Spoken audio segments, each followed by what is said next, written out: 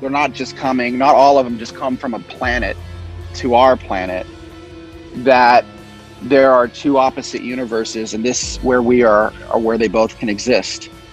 The universe is teeming with life, and their influence on this planet over thousands of years has led us to this point. And it might not be, and I'm throwing out Easter eggs here, it might not be for good reason. You know, it might be for self-interest of other players that are competing amongst themselves. Makes you wonder if we're in a big proxy war or not.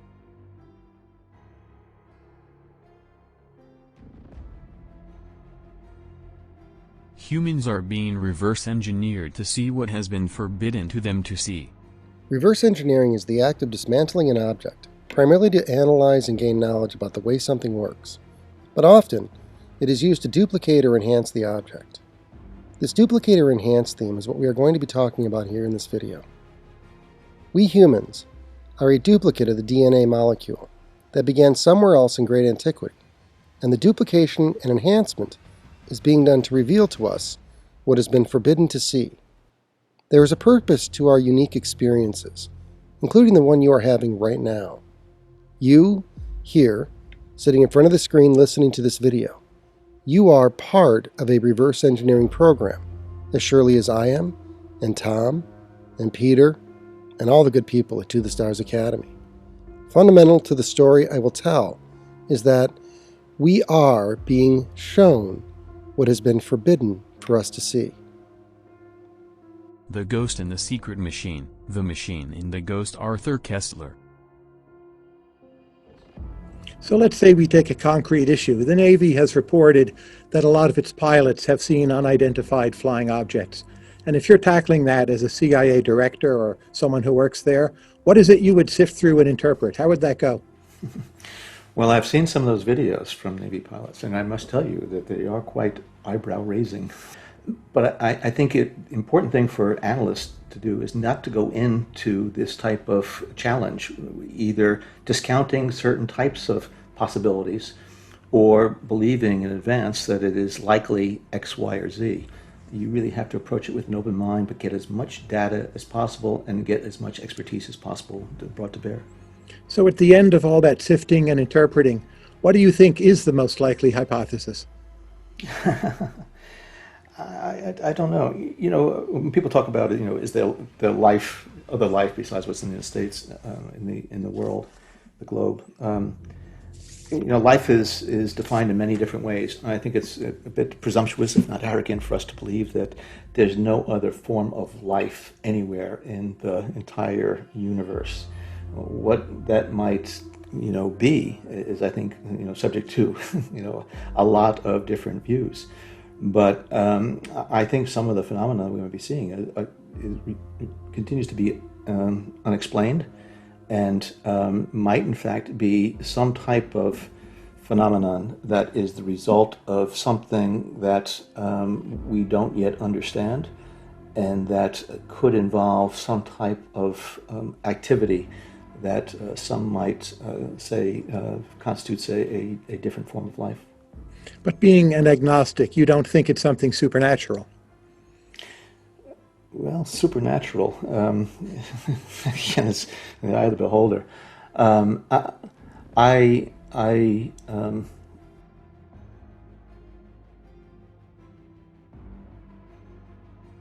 The machine isn't what vain people think it is. It isn't purely and simply the opposite of living, the simulacrum of the living. It isn't a simple artifact, as could be said of chairs, tables, and of other more or less symbolic objects. Machines are something else. They are so much further in the direction of what we are in reality, further even than the people who built them suspect. The machine embodies the most radical symbolic activity of man. Energy is a notion which can only emerge once there are machines. Jacques Lacan, The Seminar of Jacques Lacan. Is John Brennen saying that there is another actor on the planet? An actor that is a form of life we don't yet understand? Is that different form of life the ghost in the machine? You may be asking, what does this force represent in human historical context? Is it Lucifer? Is it Satan? Or Beelzebub? Or is that language inadequate to describe the nature of the machine? But being an agnostic, you don't think it's something supernatural? Well, supernatural, again, it's in the eye of the beholder. Um, I'm not going to discount things. That's why I'm an agnostic as opposed to an atheist. I just want to leave my mind open as to what something might be, but who knows what these things might be. The implication is that the machine, or the quantum reality that surrounds our physical existence, has a conscious energy or an awareness, and that there is a ghost in that machine that constitutes a different form of life. One question asked in God's Man in War is whether the abduction phenomenon and hybrid children represent an effort by the machine to build a bridge from machine to man. And indeed, Levenda makes good note in his journal of our efforts to bridge the gap from man to machine. On cybernetics, AI, etc. attempts to blur the differences between people and machines. Skinner's operant conditioning was a means of reducing human behavior to a set of programs increasing predictability, etc. The UFO phenomenon is a machine-person problem. You can look at this as though it's a Manichaean struggle between forces of light and darkness, good and evil, and all of that. But that's a kind of a dualistic philosophy, and I don't know if that really obtains. I think when we're talking about this eruption of these kinds of symbols in cultural life, it may not necessarily imply that there is something evil in the moral sense taking place, but something certainly evidence of some darker force. And when I say darker, I mean something that's not seen, something that's not visible. I mean, the very word occult means hidden. It doesn't really mean evil. It means something that's hidden from public view.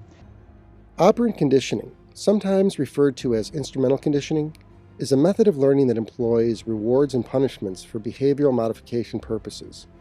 Operant conditioning is done to increase the predictable outcome of a person or a population's response.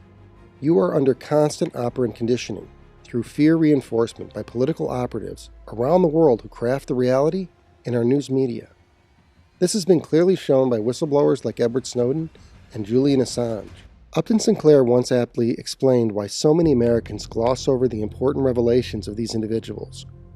It is difficult to get a man to understand something when his salary depends on his not understanding it. Those who depend on the machine depend on its fidelity. You're gonna get a shock, 180 volts. I can't stand the pain. Let me out of here. Can't stand it. I'm not gonna kill that man there. I mean, who's gonna take the responsibility if anything happens to that gentleman? I'm responsible for anything that happens here. Continue, please. All right, next one, slow. Walk, dance, truck, music. Is the most radical symbolic activity of man to self-organize, to pull the very patterns of the material world into existence, to bring life to the machine? We are machines, and we are making more machines, trying to become machines, and living within patterns of society that are controlled by dispassionate and efficient machines. Cybernetics and AI are an attempt to blur the line between the machine and the man, not define the difference between them. Cybernetics is both an individual choice to merge and a societal choice to merge. How much of our day-to-day lives do we turn over to a machine? We are heading in the direction of the machine again, and there is a proxy war underway to ensure that that doesn't happen. Rule 1 of Gladiator, by the way, is win the crowd, or so I'm told. Are you not entertained? Are you not entertained? Is this not why you are here? In Gods, DeLong and Levenda describe the resonance of the Prometheus story to Mary Shelley's Frankenstein, with the implication that we sympathize with the story because it carries a connection to events and truths we unconsciously recognize. This Prometheus, or Dr. Frankenstein, is a lesser god, a material god of science, who trapped a human consciousness inside the husk of an avatar he created. It's alive! It's alive! It's alive! It's alive! Have you ever considered that the Frankenstein monster had no say in his creation, and once here was considered an abomination? And yet key to the story is the lesson that love, blind love, and compassion tamed the beast. Indeed, it brought him great joy and happiness. Gods also spends a fair length of time describing human sacrifice and the importance of understanding that our blood belongs to the gods. These material gods are gods of the demiurge, as the Gnostic call it, or are agents, if you will, of the machine. Does agents of the machine make more sense when describing the Greys as clones? Does it make more sense, then, when you hear someone say that there may not be anyone flying the craft we see? Like machines, their workers are simply replicas, and they are grown and not built. The Greys are machines, and they represent the clone army of the abduction phenomenon. But be not mistaken, they are machines. There is another symmetry here that is quite excellent for context on the matter. We humans build machines that are otherwise inanimate until we apply power, as this portion of the quote points out. We don't put a spark in the middle of a factory and build an engine around it. Once there is a machine, we begin to discuss the notion of applying power to it. We humans power our machines with electricity, and the machines power their machines with human consciousness, or the electromagnetic field. We're going to revisit these ideas in part 2 and explore the person, because there are many more entries in the journal to consider before making any statement about what the unidentified aerial phenomenon might actually represent. The machine isn't what vain people think it is. It's much weirder, brah. Let me know your thoughts in the comments down below, and don't forget to click that like and subscribe. Peace.